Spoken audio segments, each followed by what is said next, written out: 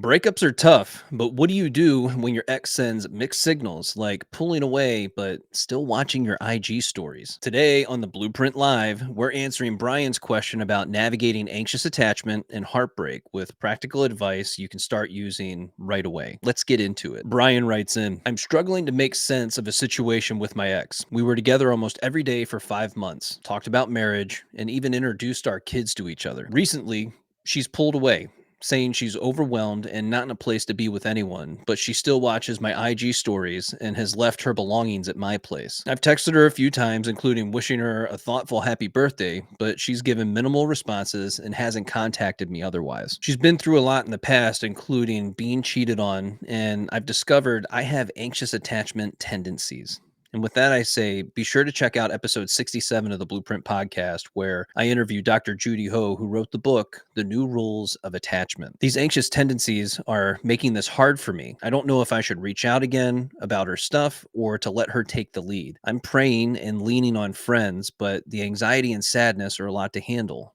What should I do?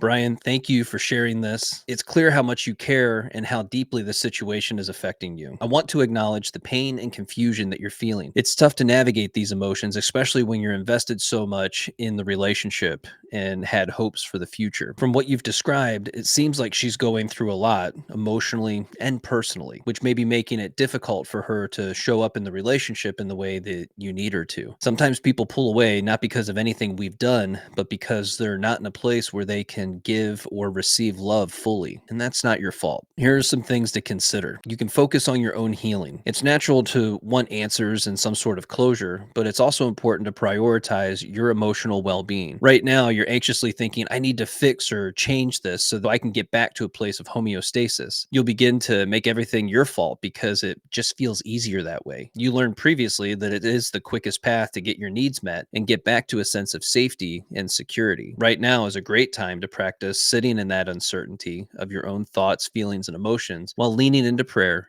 spending time with trusted friends, working out, and any other healthy practices that bring you peace and clarity. Journaling is a great tool you can use so you can collect your thoughts and uncover the meaning behind them. It allows you to organize yourself in a way that gives you your personal power back and gets you closer to becoming the rock/foundation that your significant other needs you to be. Give her space. If she's expressed needing time, it's best to respect that. And that goes with any relationship that you have with anyone. Reaching out repeatedly may unintentionally push her away. Instead, create the bridge that allows her to come back to you when she's ready to communicate and come back into connection with you. And that feels hard to do because you want to fix something, or you have this overwhelming feeling that you have to do something. Sometimes the best thing to do is listen to what they're asking for: space. I agree it can be confusing because she's watching your IG stories. That's also meaning that you assigned to that action. And it doesn't mean anything other than she may have been curious, bored, or just wasting time. And this is where you can take your power back. Address her belongings.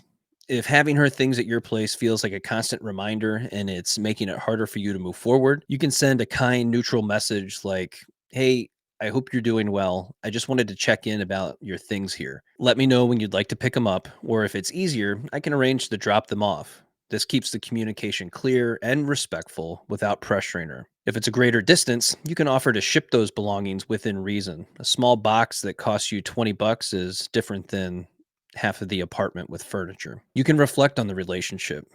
Take some time to reflect on whether the dynamic truly met your needs, or if there were patterns like her pulling away or inconsistent communication that may have been red flags. While it's easy to focus on what's missing now, there is also an opportunity to evaluate what you want and deserve in a partner. Keep your focus on the future. It's clear you have a big heart and so much to offer in a relationship, but trust that the right person will meet you where you are and share the same commitment and vision for that future. Remember, you're not alone in this, and healing takes time.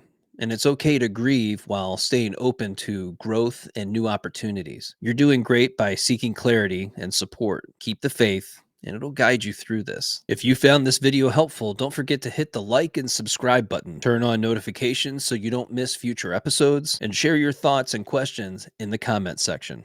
I'll see you next time.